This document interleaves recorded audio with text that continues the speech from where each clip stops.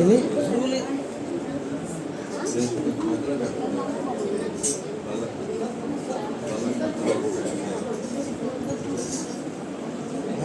Walking పండుగ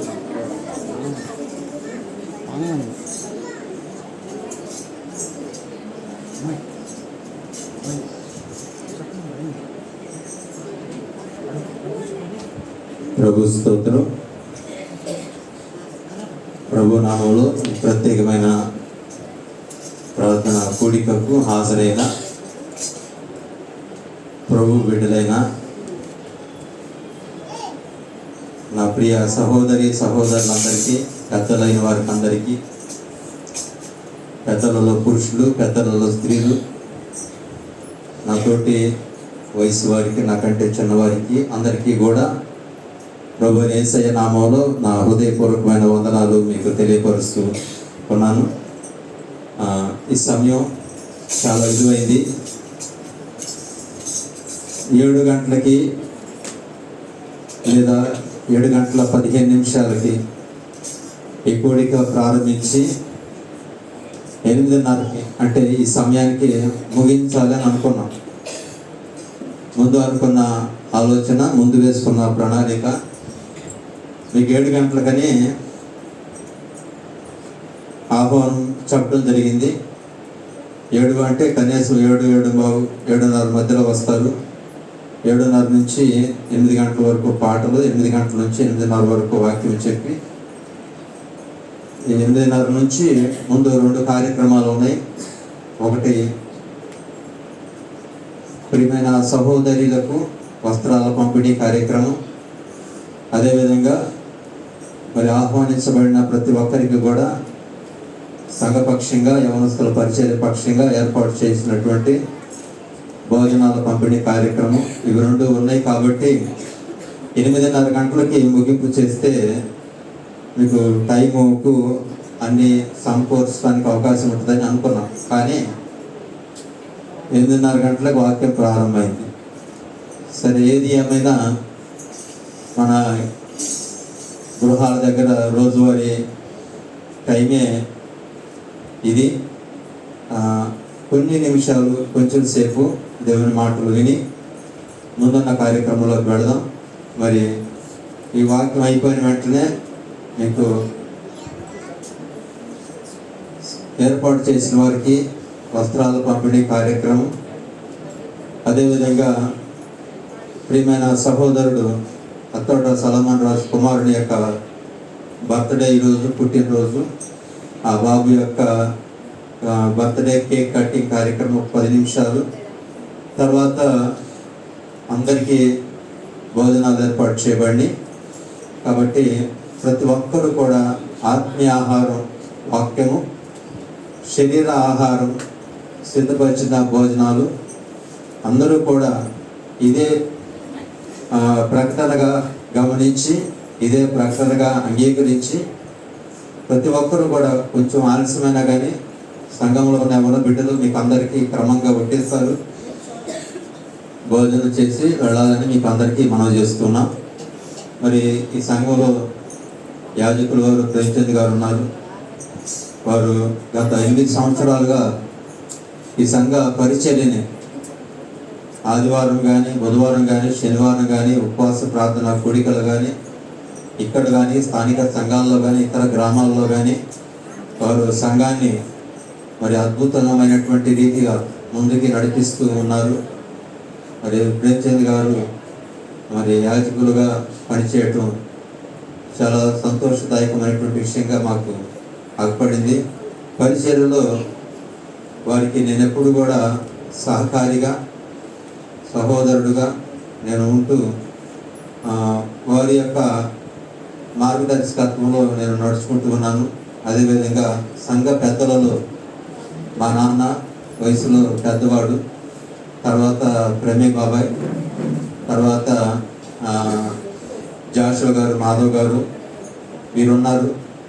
వీరు మరి వాళ్ళ యొక్క అమూల్యమైన సూచనలు, సలహాల మేరకు ఈ పరిచర్య ముందుకు పోతా ఉన్నది. సహోదరుల్లో కూడా సహోదరి శిరమణ అక్క, దైమ అక్క, ఇంకా ఇలా చెప్తూ పోతే సంఘంలో చాలామంది సుబ్బమ్మక్క అందరూ పేరుతో చెప్తే మరి చాలామంది ఉన్నారు. వాళ్ళందరూ కూడా వాళ్ళ యొక్క సూచన సలహాలు పరిచర్యలో వాళ్ళు ప్రార్థనలు వినియోగపరిచి ఈ పరిచర్యని ముందుకు తీసుకువెళ్తున్నారు. మరి యవనస్తులుగా సంఘంలో చాలామంది ఉన్నారు. యవనస్తులు ఉన్నారు, సుమారుగా ఒక 25 నుంచి 30 మంది వరకు ఉన్నారు. మరి ఇంతమంది యవనస్తులు ఉండి ఆరాధన 10:30 గంటల నుంచి 1 గంట వరకు వచ్చి పాల్గొనిపోతే ఏం ప్రయోజనం? యవనస్తుల్ని మనం తీర్చిదిద్దాలి అని ఒక తలంపు నన్ను సంఘంలో ఉన్న 10 మందిలో వచ్చింది. దాని కొరకు 2 సంవత్సరాలు ప్రార్థన చేశాం. 2 సంవత్సరాలు ప్రార్థన చేసిన ఫలితంగా ప్రభు ఆత్మ సంఘంలో ఉన్న కొంతమంది మీదకి దిగివచ్చి యవనస్తుల పరిచయను ప్రారంభించండి అంది.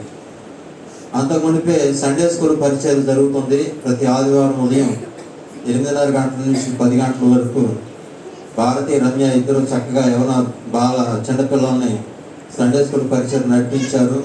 వారి వివాహాల తర్వాత సురేష్, ఉషా, వనజ బిడ్డలు మరి సండే స్కూల్లో లోటు లేనటువంటి పరిచర్యను వాడు ముందుకు తీసుకుపోతా ఉన్నారు. ఆరాధన పరిచర్య, వారకొడికల పరిచర్యని ప్రేమచంద్ గారు, ప్రేమయ్య గారు మరి సహోదరులు చాలామంది బాధ్యతాయుతంగా పరిచర్య ముందుకు తీసుకుపోతూ ఉన్నారు. అయితే దేవుని వాక్యము, దేవుని ఆత్మ యవనస్తుల మీద బలంగా పనిచేస్తుంది. దేవుని పరిచర్యకి, దేవుని సేవకి ఎవరు కావాలి అని అంటే యవనస్తులు కావాలి. అందుకని ఈ సంఘంలో పరిచర్య చేస్తున్నప్పుడు, వాక్యము ప్రకటిస్తున్నప్పుడు గమనిస్తే అక్కడక్కడ కొంతమంది యవనస్తులైనటువంటి మగపిల్లలు, యవనస్తులైనటువంటి ఆడపిల్లలు కనపడుతూ ఉన్నారు. ఈ యవనస్తులు మామూలు పరిచర్య కంటే ప్రత్యేకమైనటువంటి పరిచర్యలో వాళ్ళు నేర్చుకోవటానికి, వాళ్ళు ఎదగటానికి, వాళ్ళు ఫలించడానికి, వాళ్ళ కుటుంబాలు వర్ధిల్లటానికి మేలుకరంగా ఉంటుందని ప్రార్థన చేశారు. 13 సంవత్సరాల నుంచి 40 సంవత్సరాల వయసు మధ్య ఉన్నటువంటి వాళ్ళు ఎవరైతే ఉన్నారో వాళ్ళు యవనస్తుల యొక్క లెక్కలో చేర్చబడతారు. 60 సంవత్సరాలు దాటిన వాళ్ళు ఎవరైతే ఉంటారో వాళ్ళు వృద్ధుల యొక్క సంఖ్యలో చేర్చబడతారు. 40 నుంచి 60 సంవత్సరాల మధ్య ఉన్నటువంటి వాళ్ళు మధ్య వయసులో ఉన్నటువంటి వాళ్ళ యొక్క లెక్కలో చేర్చబడతారు. కాబట్టి 15 సంవత్సరాల లోపు ఉన్నటువంటి వాళ్ళు బాలికలు, వాడి పిల్లలు. 15 నుంచి 40 సంవత్సరాలు యవనస్తులు, 40 నుంచి 60 సంవత్సరాలు నడి వయసులో ఉన్నవాడు, 60 సంవత్సరాలు దాటిన వాళ్ళు వృద్ధులు. అంచేత మరి ప్రభు అనేక మంది యవనస్తులను బైబిల్ గ్రంథంలో పూర్వకాలంలో తన సేవ కొరకు, తన పని కొరకు, తన పరిచర్య కొరకు పిలిచాడు. జ్ఞాపకం పెట్టుకోవాలి. ఈ ప్రత్యేకమైన సమయంలో యవనస్తుల పరిచర్య ప్రారంభించి పోయిన నెల జూలై నెలకి సంవత్సరం అయింది. అంచేత మరి 3-4 నెలల నుంచి యవనస్తులు మార్చి నెల 21 రోజులు ఉపవాస కూడికలు జరిగి కొన్ని కార్యాలు మేము పొందగలిగాము. కాబట్టి 2 రోజులు లేదా 3 రోజులు ఉపవాస కూడికలు ఆ కార్యాలు గ్యాప్ లేకుండా మరింత బాగా జరగటానికి, మరింత మంది ఉద్యోగం పడటానికి కావాలని ఆశపడుతూ ఉంటే ఎప్పుడు ప్రారంభించాలన్న దైవికమైన ప్రేరేపణ రాక పోయిన శుక్రవారం, శనివారం, ఆదివారం, సోమవారం 4 రోజులు 4 రాత్రులు ఉపవాస ప్రార్థన కూడికలు నిర్వహించడం జరిగింది. ఈ ఉపవాస ప్రార్థన కూడికలు జరగటానికి ముందు నుంచి ప్రార్థన చేస్తున్నప్పుడు దేవుడిచ్చిన వాక్యం ఏంటంటే యెషయా గ్రంథం 58వ అధ్యాయము 7-8 వచనాలు కలిపి ఉన్నాయి. ఆ వాక్యాన్ని చదవండి. యెషయా గ్రంథము 58వ అధ్యాయము. నీ ఆహారమును ఆకలి కొనిన వారికి పెట్టుటయు నీ రక్త సంబంధికి ముఖము తప్పింపకుండుటయు దిక్కుమాలిన బీదలను నీ ఇంట చేర్చుకొనుటయు వస్త్రహీనుడు నీకు కనబడినప్పుడు వారికి వస్త్రములు ఇచ్చుటయు ఇదియే కదా నాకు ఇష్టమైన ఉపవాసం. ఇదియే కదా నాకు ఇష్టమైన ఉపవాసము అని దేవుని వాక్యము వచ్చింది. కాబట్టి అలా మనం చేయకపోతే, ఈ వాక్యాన్ని మనం నెరవేర్చకపోతే మన యొక్క ప్రార్థన వల్ల ఫలితం తక్కువ ఉంటుంది అని దేవుడు బయలుపరిచాడు. దేవుడు బయలుపరిచిన మీదట మొదటి రోజు శుక్రవారం సాయంకాలం, అదేవిధంగా అంతకుముందు ప్రకటన చేశాం. 4 రోజుల యొక్క ఆహారం మీరు ఏదైతే తింటారో మధ్యాహ్నం తినండి, సాయంకాలం తినకోకుండా ఆ రైస్ మీరు ప్రత్యేకపరచండి, మందిరంలో తీసుకురమ్మను. అలాగున మీరు ధరించేటువంటి వస్త్రాలు పూర్తిగా తీసివేసి కాకుండా 1, 2, 3 సార్లు ధరించినటువంటివి, లేదా మీరు కొత్తగా తెచ్చుకొని ఇంట్లో ఉంచుకున్నటువంటివి వస్త్రహీనులకు ఇవ్వటానికి మీరు సిద్ధపడండి అని అన్నప్పుడు చాలామంది మరి అలా ఆ రీతిగా బియ్యం తీసుకొచ్చారు, వస్త్రాలు తీసుకొచ్చారు. ఆ వాక్యాన్ని నెరవేరుస్తూ సంఘపక్షంగా, గ్రామపక్షంగా ఆ వాక్యాన్ని నెరవేరుస్తూ ఈరోజు 25 కేజీలు రైస్ కిచిడీగా చేసుకొని ప్యాకింగ్ చేసుకొని, అదేవిధంగా మరి అనేకులు తీసుకొచ్చినటువంటి బట్టలను గుంటూరు పట్టణంలో ఉన్నటువంటి నిరాశ్రయులైనటువంటి వారికి, అనాథులైనటువంటి వారికి పంపిణీ చేయడం జరిగింది. హల్లెలూయా.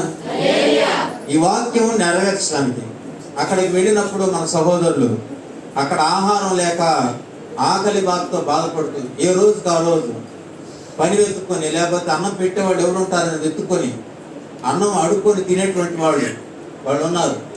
అటువంటి వాళ్ళకి ఆహారం ఇచ్చినప్పుడు వాళ్ళు చాలా సంతోషపడ్డారు. వాళ్ళ కళ్ళలో సంతోషం, వాళ్ళ ముఖంలో ఆనందం కనపడింది. అదేవిధంగా వీరు అనేక నెలల నుంచి పాత బట్టలే వేసుకుంటున్నారు. ఇదిగో ఈ కొత్త బట్టలు తీసుకొని వేసుకోండి అని కొత్త బట్టలు ఇచ్చినప్పుడు వాళ్ళ ముఖంలో చిరునవ్వు కనబడింది. ఈరోజు పండగ దినం మరి ఈ లోకంలో ఉన్నటువంటి అన్ని జనులైనటువంటి వాళ్ళకి పండుగను పురస్కరించుకొని మరికొంతమంది పట్టణంలో భోజనాలు కూడా సిద్ధపరచుకొని వచ్చారు. కానీ భోజనాలు కాకుండా వస్త్రాలు కూడా సిద్ధపరిచి వచ్చినటువంటి వాళ్ళు వేరెవరూ కనపడలేదు, ప్రభు బిడ్డలే కనపడ్డారు. అదేవిధంగా దేవుని యొక్క ఆత్మ ప్రేరేపణ, దేవుడు బయలుపరిచినటువంటి బయలుపాటును బట్టి మన ప్రాంతంలో ఉన్నటువంటి సహోదరులలో కొంతమందికి వాళ్ళని ఆహ్వానించి వాళ్ళకి భోజనం పెట్టి వాళ్ళకి వస్త్రాలు కూడా ఇమ్మని దేవుడు ఆత్మ ప్రేరేపణ ఇచ్చినప్పుడు కొంతమంది స్పాన్సర్స్, నేను ఒక 5గురికి ఇస్తాను, నేను ఒక 10 మందికి ఇస్తాను, నేను ఒక 20 మందికి ఇస్తాను అని మరి నాకు పరిచయాలైనటువంటి కొంతమంది నాకు సహకరించడం వల్ల ఇక్కడ వచ్చినటువంటి కొంతమందికి మీకు మా యొక్క శాతనైన పరిధిలో మీకు వస్త్రాలు ఇవ్వటానికి మేము ఏర్పాట్లు చేసుకున్నాం. కాబట్టి మా ఈ చిన్న ఆహ్వానాన్ని మన్నించి ఈ ప్రార్థన కొడికకు హాజరైనటువంటి మీకు అందరికీ కూడా ప్రభు నామంలో శుభవందనాలు తెలియపరుస్తున్నాను. ఇలాగున మంచి మంచి కార్యక్రమాలు, వాక్యాన్ని నెరవేర్చే కార్యక్రమాలు మున్ముందు అనేకం చేయగలిగేటట్లు ఈ పరిచర్య కొరకు, ఈ సంఘం యొక్క ఎదుగుదల కొరకు, గ్రామం మార్చబడలాగన మీరందరూ కూడా మీ సొంత ప్రాంతంలో జ్ఞాపకం చేసుకోమని మనవి చేస్తున్నాం. హల్లెలూయా. మరి యవనస్తుల పరిచర్య ప్రారంభించే సంవత్సరాల సందర్భంగా ప్రభా యవనస్తుల పరిచర్య వల్ల మేమేం చేయాలి అని అన్నప్పుడు దేవుడు ఈ 2 కార్యక్రమాలు చూపించాడు. ఈ 2 కార్యక్రమాలు మరి సఫలీకృతంగా చేయడానికి కావాల్సినటువంటి అన్ని రకాల వనరులు, ఈ రోజుకి భోజనాలు ఏర్పాటు చేయడానికి నిన్నటి వరకు డబ్బులు లేవు. ఎలా ఎలా ఎలా మరి ఆహ్వానించినటువంటి వాళ్ళని ఎలా అనుకుంటున్నప్పుడు మరి ఆ సంఘం ముందుకు వచ్చారు. అయితే సంఘం కంటే కూడా మరి కొంతమంది స్పాన్సర్స్ ముందుకు వచ్చారు. నేను అన్నాను సురేష్ తోటి ప్రారంభించి కొనసాగిస్తే మరి ఒకరితో పని లేదు, వసూలైనటువంటి డబ్బులు అంటే ఇచ్చినటువంటి వాళ్ళ వలన వసూలైనటువంటి డబ్బులు మిగిలిపోతాయని చెప్పాను. కాబట్టి అదే జరగబోతుంది, అదే జరుగుతుంది. దేవుడు ఇచ్చిన మాట నెరవేర్చబడుతుంది, జ్ఞాపకం పెట్టుకోండి. మరొక ప్రకటన ఏంటంటే మీ కుటుంబాలలో, మీ గృహాలలో యవనస్తులైనటువంటి బిడ్డలు ఉంటే వాళ్ళు వేరే సంఘాలకు వెళ్ళనటువంటి వాళ్ళైతే, ఇంటి దగ్గర ఉండేవాళ్ళైతే, మీకు మనసు కలిగితే, దేవుని ఆత్మ మిమ్మల్ని ప్రేరేపిస్తే, మీ బిడ్డలను ప్రేరేపిస్తే, ఆదివారం సాయంకాలం 6 గంటల నుంచి 7:30 గంటల వరకు ఈ మందిరంలో జరిగే యవనస్తుల పరిచర్యకు వాళ్ళని పురికొల్పి పంపించండి. మీరు ఎక్కడికైనా వెళ్ళేవాళ్ళైతే అక్కడికే కొనసాగండి. అక్కడ వెళుతూ అక్కడ మానుకొని ఇక్కడ రమ్మని మేము చెప్పం. అలా చెప్పకూడదు, చెప్పడం ధర్మం కాదు. వేరే సంఘాలకు, వేరే గ్రామాలకు ప్రార్థనలకు వెళ్ళేటువంటి మీరు అక్కడికే మీ పిల్లల్ని పంపించుకోండి. కానీ మీ పిల్లలు ఎక్కడికి పోయినటువంటి వాళ్ళు అయితే ఇక్కడికి పంపించండి. ప్రభు వాళ్ళని అద్భుతంగా తీర్చిదిద్దుతాడు. వాళ్ళ మంచి భవిష్యత్తుకి దేవుడు సహాయం చేస్తాడు. సండే స్కూల్ కూడా మరి ఆదివారం ఉదయం 8:30 గంటల నుంచి 10 గంటల వరకు జరుగుతుంది. పిల్లల్ని మంచిగా తర్బీదు చేస్తున్నాను. మీరు ఎక్కడికి వెళ్ళనటువంటి పిల్లల్ని సండే స్కూల్కి 2-3 వారాలు ఇక్కడ పంపించారంటే ఆదివారం వాళ్ళే సిద్ధపడి సండే స్కూల్ నేను వెళ్ళాలని వస్తారు. జ్ఞాపకం పెట్టుకోండి. ఈ చిన్న పిల్లల్ని దేవుని మందిరానికి, సండే స్కూల్కి, మందిరానికి పంపించవలసిందిగా ప్రభు పేరిట మిమ్మల్ని మరీ మనవి చేస్తున్నాను. హల్లెలూయా.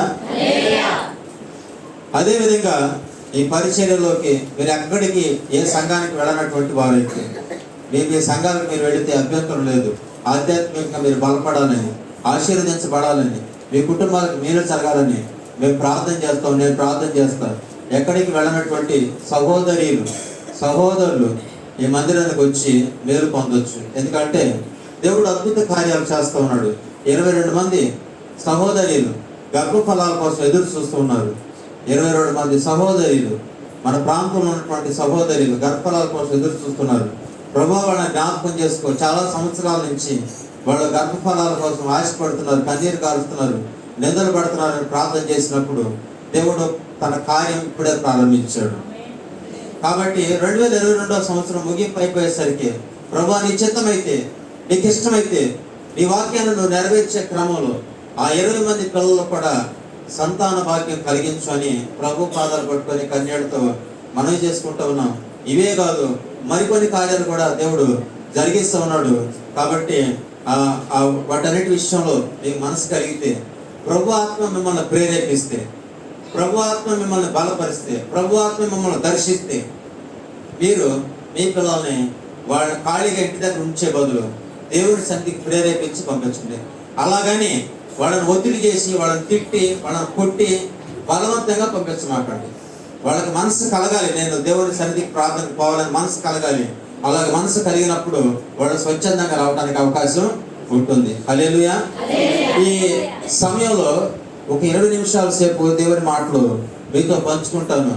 యవనస్తుల గురించి కొన్ని మాటలు, అదేవిధంగా మరి ఈ సమాజం ఎవరిని గౌరవించాలి, ఎవరికి ప్రాధాన్యత ఇవ్వాలి, ఎవరిని జ్ఞాపకం చేసుకోవాలి, ఎవరికి చోటు ఇవ్వాలి అనేటువంటిది ప్రభు ఆత్మ ఇచ్చినటువంటి మాటలు మీకు తెలియపరుస్తాను. యవనస్తుల కొరకు కీర్తన గ్రంథం 119వ అధ్యాయము 9వ వచనం. కీర్తన గ్రంథము 119వ అధ్యాయము 9వ వచనం. యవనస్తులు దేని చేత తమ నడత శుద్ధిపరచుకొందురు, నీ వాక్యమును బట్టి దానిని జాగ్రత్తగా చూసుకొనుట చేతనే కదా. నీ వాక్యమును బట్టి దానిని జాగ్రత్తగా చూసుకొనుట చేతనే కదా. అందరూ కళ్ళు మూసుకుందాం, ఒక కొత్త ప్రార్థన చేద్దాం.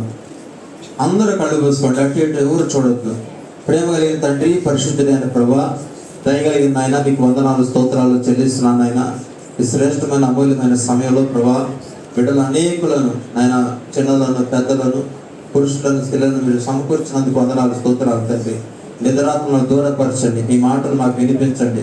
మీరు మాతో మాట్లాడుతుండగా మేము శ్రద్ధ కలిగి మీ మాటలు వినటానికి, మేము దీవించబడటానికి, మేలు పొందుకోవడానికి సహాయం చేయమని, నిలబడిన నన్ను మీ శిలువచట్టు మరుగుపరుచుకొని బలపరిచి మీ వాక్యం ద్వారా దర్శించి సహాయం ఇచ్చేయమని వచ్చిన ప్రతి ఒక్కరిని బట్టి స్తోత్రాలు వందనాలు చెల్లిస్తూ యేసయ్య నామంలో ప్రార్థించి పెట్టుకుంటున్నాం తండ్రి, ఆమేన్. 2 చేతులు పైకెత్తి హల్లెలూయా చెప్దాం. హల్లెలూయా. ఎక్కువసేపు వాక్యం చెప్పి విసిగించను, ఎక్కువ మాటలు మాట్లాడను. నేను జ్ఞాపకం పెట్టుకోండి, సమయం అంటే సమయమే, సమయాన్ని నేను జ్ఞాపకం చేసుకుంటాను. కాబట్టి ఇంత ముందు వరకు నేను మీకు సంఘం పక్షంగా ఇది ఏంటి, వీళ్ళేంటి పెట్టింది, వీళ్ళేంటి చేసింది అనే దానికోసం ఉపోద్ఘాతం నేను చెప్పాలనుకున్నటువంటి సమాచారాన్ని మీకు ఇచ్చాను. దానికే కొంచెం సమయం పట్టింది. ఇది మీకు చెప్పకపోతే మీకు అర్థం కాదు. ఇప్పటికే ఉన్నవాళ్ళు కొంతమందికి అర్థం కాని కూడా అర్థం కాదు, కొంతమందికి అర్థమైంది. అర్థమవుతుందా? దేవుని వాక్యం అందరికీ అర్థం కాదు. మందిరంలోకి వచ్చి కూర్చుంటారు కానీ అందరికీ అర్థం కాదు. స్తుతి చేసి నే పాడనా స్తోత్రగీతం భజించి నే పొగడనా స్తుతి చేసి నే పాడనా స్తోత్రగీతం హల్లెలూయా హల్లెలూయా హల్లెలూయా హల్లెలూయా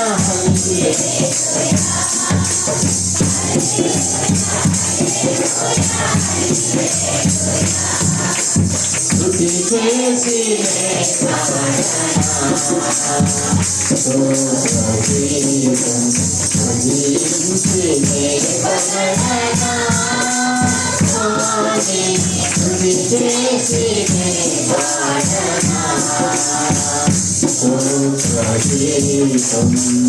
హల్లెలూయా. యవనస్తులు దేని చేత తమ నడతను శుద్ధిపరుచుకొందురు? నీ వాక్యమును బట్టి దానిని జాగ్రత్తగా చూసుకున్నట చేతనే కదా.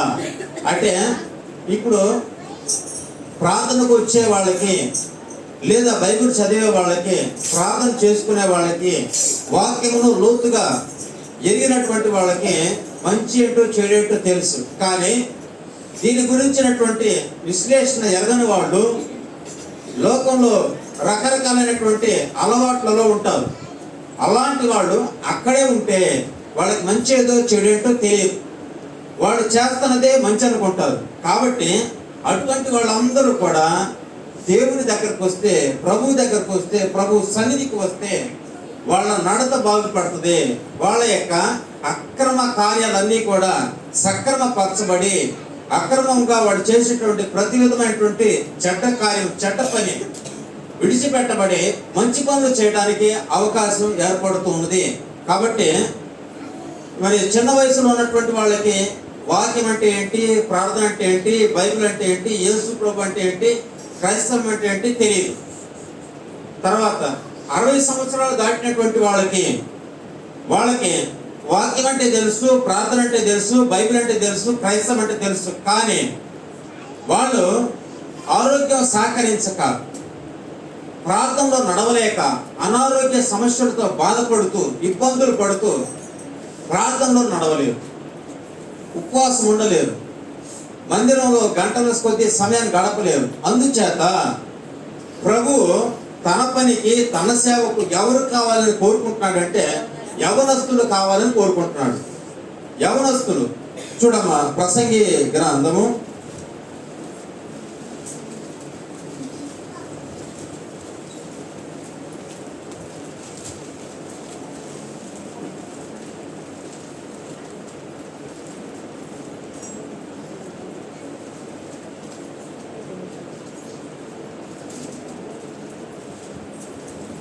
11వ అధ్యాయము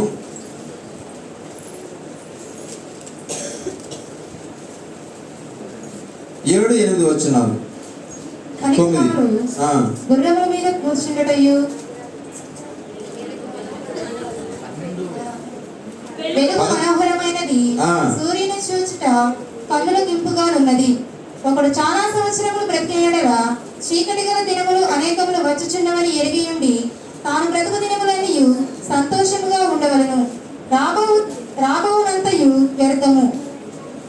యవనుడా, నీ యవనమందు సంతోషపడము, నీ యవన కాలమందు నీ హృదయం సంతుష్టిగా ఉండనిమ్ము.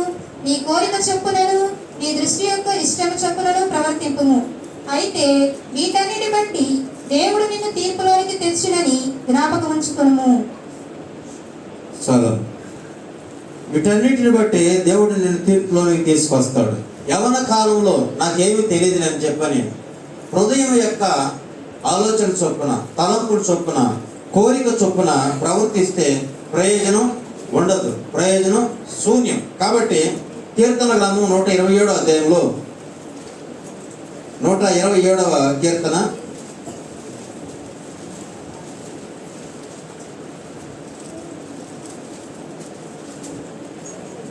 4వ వచనం. యవ్వన కాలమందు పుట్టిన కుమారులు బలవంతుని చేతిలోని బాణముల వంటి వారు. చాలా యవన కాలమందు పుట్టిన కుమారులు బలవంతుని చేతిలోని బాణములు వంటివారు. అంటే యవనస్తులు బలము కలిగి ఉంటారు, యవనస్తులు శక్తి సామర్థ్యాలు కలిగి ఉంటారు, యవనస్తులు మంచి ఆరోగ్యమును కలిగి ఉంటారు. కాబట్టి యవనస్తులు దేవుని సేవకు, దేవుని పనికి, దేవుని మందిరంలో జరిగే ప్రతి విధమైనటువంటి కార్యక్రమానికి యవనస్తులు కావాలి. యవనస్తులు కావాలి. పెద్దోళ్ళు వద్దా, పిల్లలు వద్దా, వద్దని దేవుడు చెప్పల. అయితే యవన బాలబాలికల కంటే కూడా, వృద్ధుల కంటే కూడా యవనస్తులు మరింత చురుకుదనంగా దేవుని పనికి ఉపయోగపడగలుగుతారు. అందుచేత దేవుడు యవనస్తులను పిలుస్తున్నాడు. దావీదుని యవన కాలంలో ఇశ్రాయేలు ప్రజల మీద రాజుగా నియమించాడు దేవుడు. యవన ప్రాయంలో దావీదు ఉండగా దావీదుకి సొలొమోను అనే కొడుకు పుట్టాడు. సొలొమోనుకి 12 సంవత్సరాల వయసు రాగానే, ఆ యవన ప్రాయంలోకి అలా ప్రవేశిస్తూ ఉండగానే సొలొమోనుని ఇశ్రాయేలు ప్రజల మీద రాజుగా నియమించాడు. కాబట్టి 12-13 సంవత్సరాల వయసు నుంచి 50 సంవత్సరాల వయసు వరకు సొలొమోను ఇశ్రాయేలు ప్రజల మీద అత్యద్భుతమైనటువంటి పరిపాలకుడిగా, రాజుగా పరిపాలన చేయగలిగాడు. ఈ రకంగా బైబిల్ గ్రంథంలో మనం చూస్తే చాలా మందిని యవ్వన ప్రాయంలో దేవుడు పిలిచాడు. జ్ఞాపకం పెట్టుకుందాం. తీతుకు రాసిన పత్రికలో 2వ అధ్యాయంలో పౌలు గారు ఒక విషయాన్ని తెలియపరుస్తున్నాడు. తీతు పత్రిక 2వ అధ్యాయము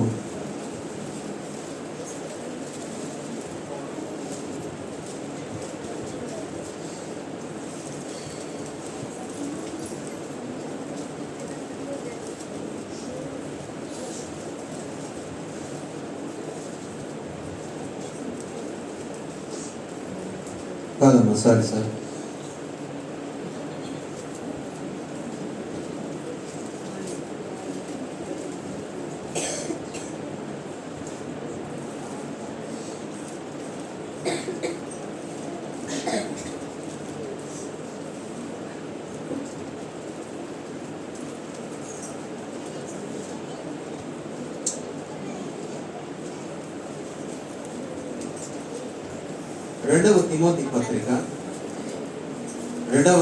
పత్రిక 1వ అధ్యాయము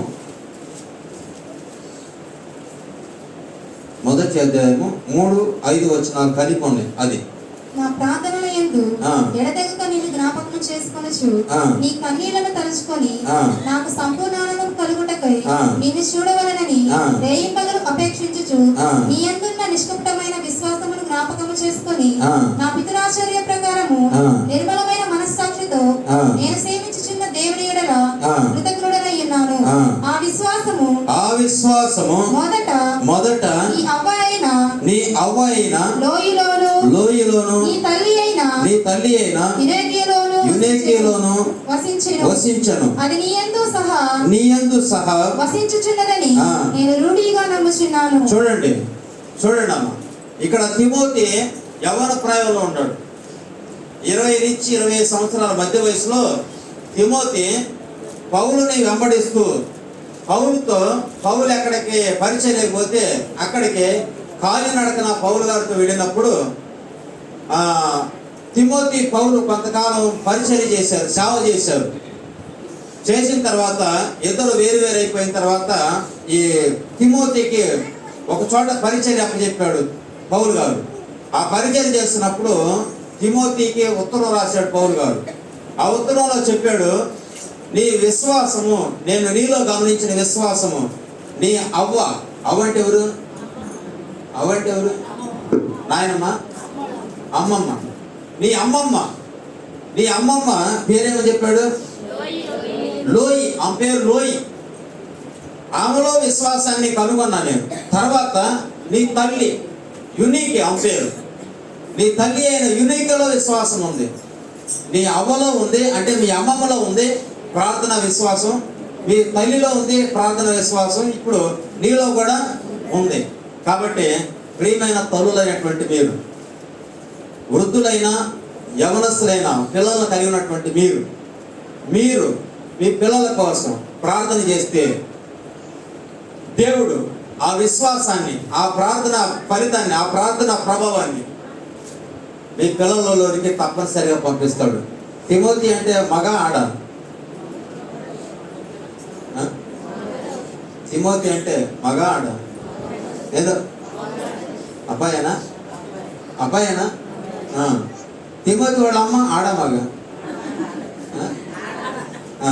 వాళ్ళ అమ్మమ్మ అంటే ఇద్దరు ఆడవాళ్ళ ప్రార్థన, అమ్మమ్మ ప్రార్థన, తల్లి ప్రార్థన యవనస్తుడైనటువంటి తిమోతిని ఏ రకంగా మార్చిందో ఆలోచించండి. యవనస్తుడైనటువంటి తిమోతిని, యవన ప్రాయంలోకి అడుగెడుతున్న తిమోతిని ఒక గొప్ప సేవకుడైనటువంటి పౌలు గారిని వెంబడించి, పౌలు గారు ఏ ప్రాంతానికి వెళితే ఆ ప్రాంతానికి పౌలు గారితో సేవలో ఉండి, సేవలో పాల్పంపులు పంచుకొని అద్భుతమైనటువంటి పౌలు గారి శిష్యుడు, పౌలు గారితో తిరిగినటువంటి వాడు అని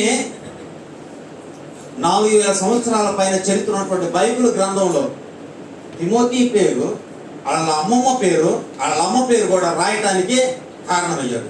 నువ్వు కూడా నా ప్రియమైన తల్లులారా, అక్కలారా, చెల్లెల్లారా, అమ్మలారా, వీరందరూ కూడా వీళ్ళని మాదిరిగా తీసుకొని ఉదయాన్నే లేచి మీ పిల్లల కోసం ప్రార్థన చేస్తే, రాత్రి మీ పిల్లల కోసం మీరు ప్రార్థన చేస్తే దేవుడు మిమ్మల్ని కూడా జ్ఞాపకం చేసుకుంటాడు. యునీకేలాగా లోయని జ్ఞాపకం చేసుకున్నట్లుగా మిమ్మల్ని కూడా జ్ఞాపకం చేసుకొని మీ పిల్లలను రాబో కాలంలో దేవుని పని కొరకు, పరిచర్య కొరకు నియమించుకొని నడిపించుకొని మీకు పరలోక రాజ్యం ఇస్తాడు. మీ పిల్లలకు కూడా పరలోక రాజ్యం తప్పనిసరిగా ఇస్తాడు. హల్లెలూయా. జ్ఞాపకం పెట్టుకుందాం. మా పిల్లోడు ఎంత చెప్పినా వింటలేదండి. మా అబ్బాయి కోసం ప్రార్థన చేయి, మా అమ్మ ఎంత చెప్పినా వింటలేదు, దాన్ని మానలేకపోతున్నాడు అని అంటే కాదు.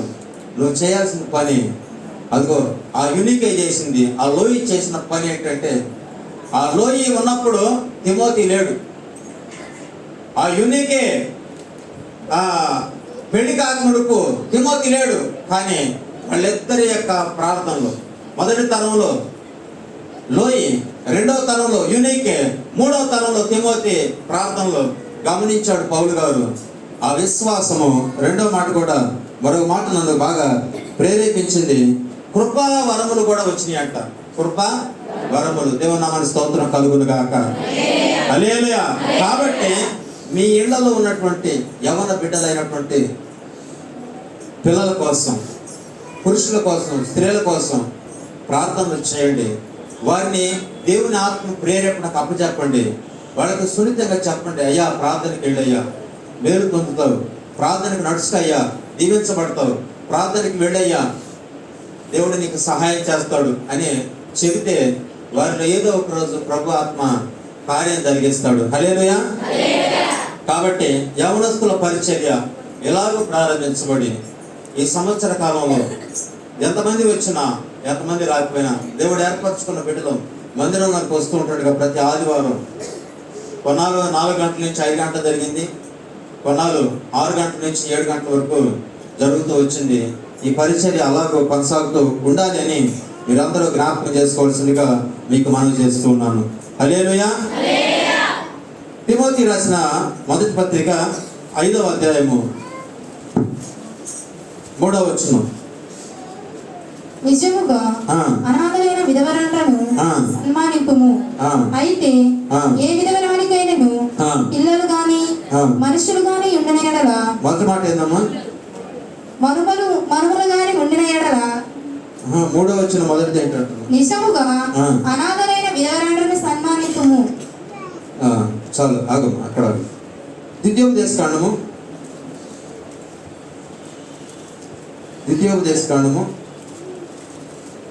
14వ అధ్యాయము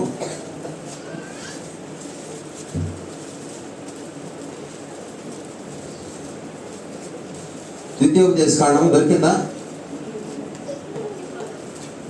14వ అధ్యాయము 28-29 వచనాలు. నీ దేవుడైన యెహోవా ఆ. నీవు చేయు ఆ. నీ చేతి పని అంతటిలోను ఆ. నిన్ను ఆశీర్వదించినట్లు ఆ. 3 సంవత్సరములకు ఒకసారి ఆ. ఆ ఏట ఆ. నీకు కలిగిన పంటలో ఆ. 10వ వంతు ఆ. బయటకు తెచ్చి ఆ. నీ ఇంట ఉంచవలెను. ఆ. అప్పుడు ఆ. నీ మధ్యను పాలైనను పాలైనను స్వాస్థ్యమైనను లేని ఆ. లేవీయులను ఆ. నీ ఇంటినున్న పరదేశులను ఆ. తండ్రి లేని వారును ఆ. విధవరాండ్రును వచ్చి ఆ. భోజనం చేసి తృప్తి పొందుదురు. కాబట్టి వీరికి మనం తృప్తిని కలిగించాలి. సమాజంలో వీళ్ళకి తృప్తి కలిగించేటువంటి వాక్యాలు పరిశుద్ధాత్మ దేవుడు బైబిల్ గ్రంథంలో అత్యద్భుతమైనటువంటి వాక్యాలు దేవుడు రాయించి పెట్టాడు. ఇదే ద్వితీయోపదేశకాండం 16వ అధ్యాయము 11వ వచనం 14వ వచనం. అప్పుడు నీవును ఆ. నీ కుమారుడును ఆ. నీ కుమార్తెయును ఆ. నీ దాసుడును ఆ. నీ దాసీయును ఆ. నీ గ్రామములోనున్న లేవీయులను ఆ. నీ మధ్యనున్న పరదేశులను ఆ. తల్లిదండ్రులు లేని వారును ఆ. విధవరాండ్రును ఆ. నీ దేవుడైన యెహోవా తన నామమును స్థాపించుటకై ఏర్పరచుకున్న స్థలమున ఆ. నీ దేవుడైన యెహోవా సన్నిధిని సంతోషింపవలెను. కాబట్టి ఇక్కడ చెప్పినటువంటి వాళ్ళందరూ కూడా దేవుని సన్నిధిలో సంతోషం పొందాలి. దేవుని సన్నిధిలోకి వచ్చి వాళ్ళు సంతోషాన్ని అనుభవించాలి, సంతోషాన్ని పొందుకోవాలి, జ్ఞాపకం పెట్టుకోవాలి. బైబిల్ గ్రంథం మరి స్త్రీలలో విధవరాండైనటువంటి స్త్రీలని గౌరవించాలి అని చూపిస్తూ ఉంది. సమాజం బైబిల్కి విరోధంగా చేస్తూ ఉంటుంది కాబట్టి విధవరాండని అగౌరవపరుస్తూ ఉంటారు.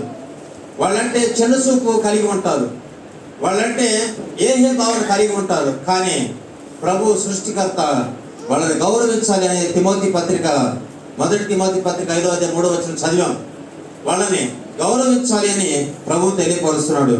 కాబట్టి జ్ఞాపకం పెట్టుకోండి, వాళ్ళని సన్మానించాలి. వాళ్ళకి మరి సంఘంలో జరిగేటువంటి ప్రతి కార్యక్రమంలో వాళ్ళని పాలిభాగస్తులుగా చేసి వాళ్ళకి లోటు లేకుండా, వాళ్ళ కొరత లేకోకుండా వాళ్ళకి వస్త్రాలు కానీ వాళ్ళకి ఆహారం కానీ పెట్టాలి. ఇది దేవుడు నియమించిన నియమం, దేవుడు నియమించిన విధి. కాబట్టి సమాజం ఏం చేస్తూ ఉంటుందంటే బైబిల్కి విరోధంగా నడుస్తూ ఉంటుంది కాబట్టి తక్కువ చేస్తుంది. కాబట్టి దేవుడు దాన్ని అంగీకరించట్లేదు, దాన్ని ఒప్పుకోవట్లేదు. కాబట్టి స్త్రీలకి ప్రాధాన్యత ఇచ్చినటువంటి దేవుడు మన దేవుడు. హల్లెలూయా. చాలా వాక్యాలు ఉన్నాయి, చెబితే 2 గంటలు పట్టింది, 2 గంటల పైన పట్టింది.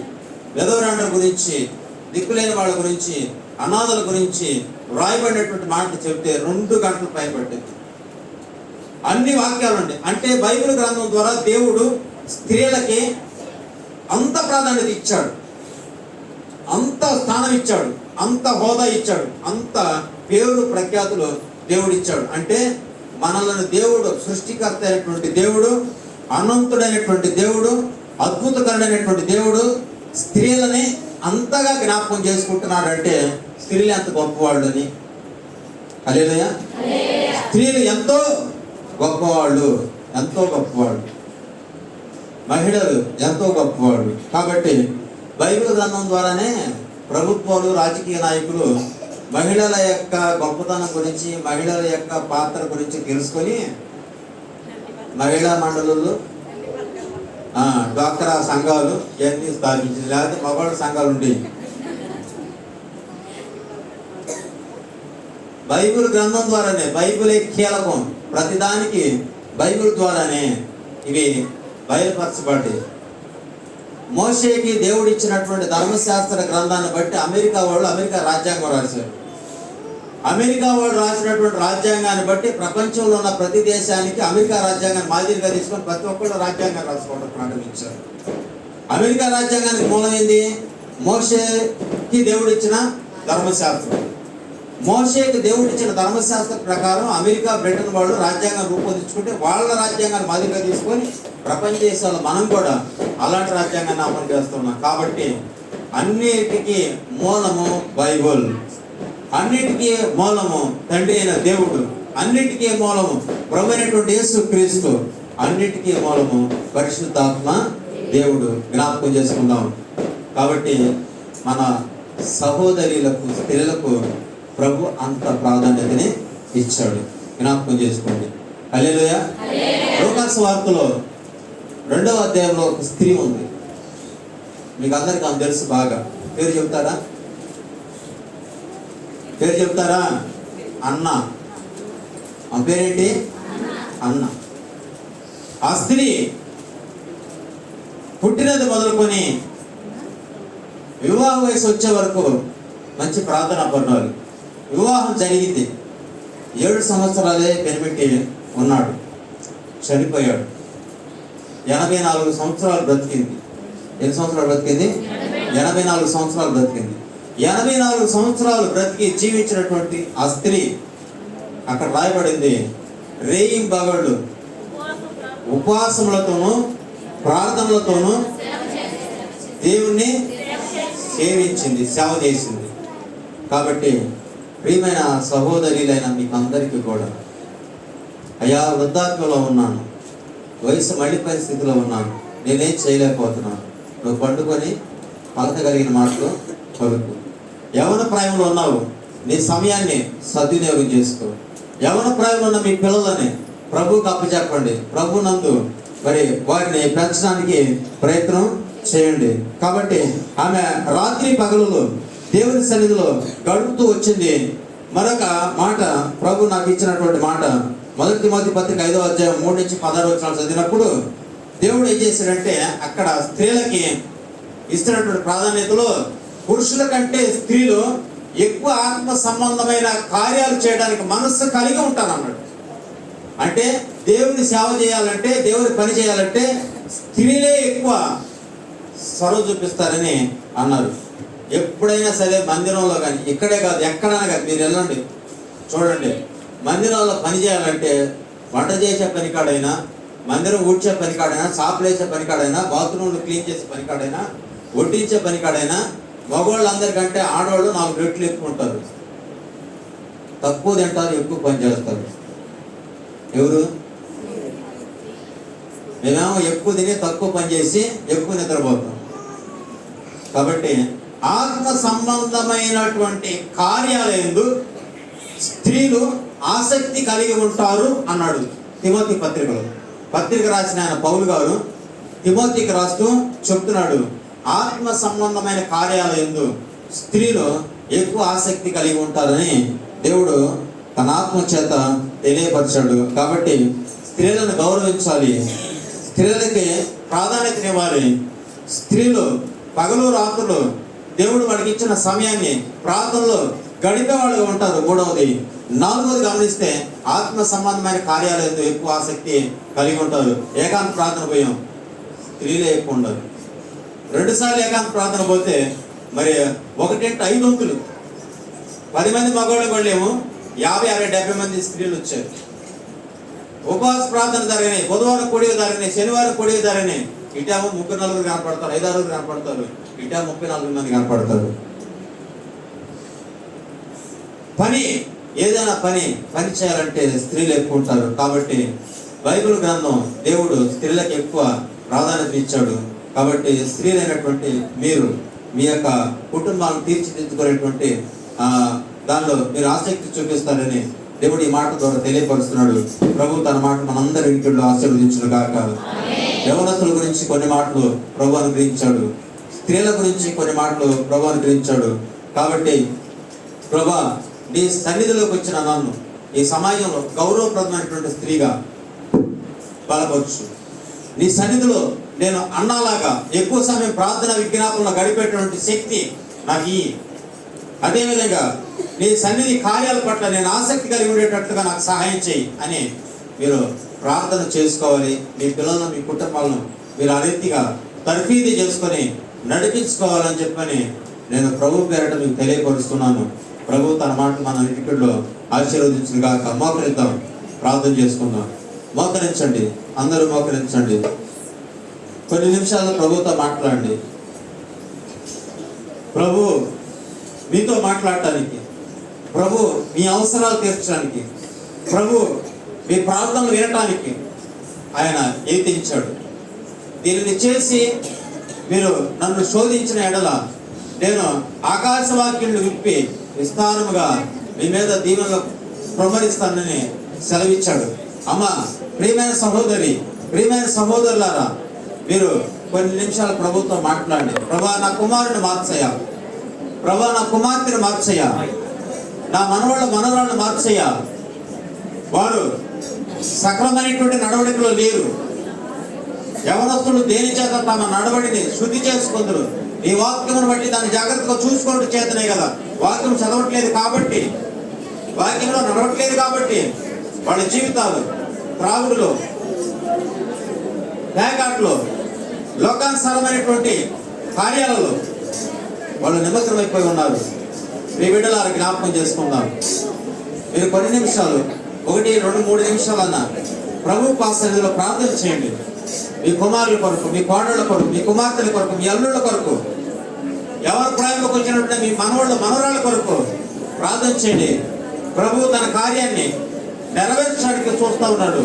మీరు నోరు తెరిచి అడిగితే ఆయన చేస్తాడు. నోరు తెరవకోకుండా మౌనంగా ఉంటే ఏమి చేయడు. మీలో స్వస్థత కార్యాలు జరగాల చేస్తాడు ఆయన. మీకు అప్పులు ఉన్నాయా తీర్చేస్తాడు. అనారోగ్య సమస్యలు మిమ్మల్ని వెంటాడుతున్నాయా, మిమ్మల్ని ఇబ్బంది పెడుతూ ఉన్నాయా, మిమ్మల్ని కృంగదీస్తూ ఉన్నాయా, ఆయన బాగు చేస్తాడు. ఆయన స్వస్థపరుస్తాడు. ఆయన స్వస్థపరచడానికి ఏదీ లేదు. స్వస్థపరిచే దేవుడు. నేను నిన్ను స్వస్థపరిచి యెహోవాను సెలవిచ్చాడు. జ్ఞాపకం పెట్టుకోండి. మీ ఇంట్లో ఏ అవసరం ఉంది? మీ పిల్లలకు ఉద్యోగాలు కావాలా? మీ పంట పొలాలు విస్తారమైనటువంటి ఫలసాయం ఇవ్వాలా? ప్రార్థన చేయండి, ప్రార్థన చేయండి, ప్రార్థన చేయండి.